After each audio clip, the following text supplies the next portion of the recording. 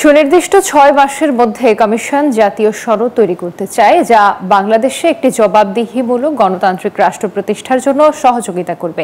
এমনটাই জানিয়েছেন জাতীয় ঐক্যমত্য কমিশনের সহসভাপতি অধ্যাপক আলী রিয়াজ।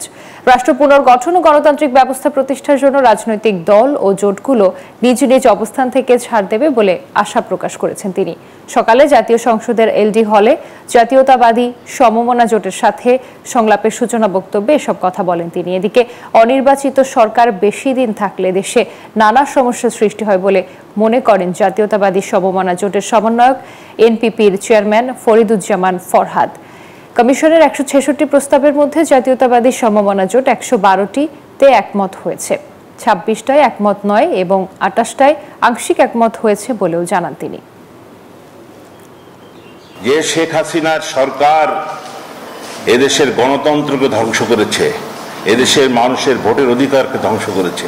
সরকারের কোনো সুনির্দিষ্ট অবস্থান নেই, জাতীয় ঐক্যমত্য কমিশনের কোনো সুনির্দিষ্ট এজেন্ডা নেই।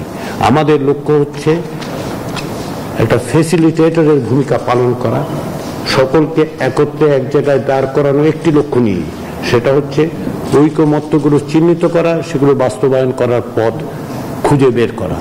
এটা আমাদের সকলের জন্য প্রয়োজন। জাতীয় ঐক্যমত্য কমিশন আপনাদের অবশ্যই প্রতিপক্ষ নয়, অবশ্যই আমরা সকলে মিলেই চেষ্টা করছি। বান্ডেল থাকলে প্রতি সেনমানিতে টাকা বাঁচবে। বিকাশ সেনমানি বান্ডেল কিনে জিতুন প্রতি লেনদেনে।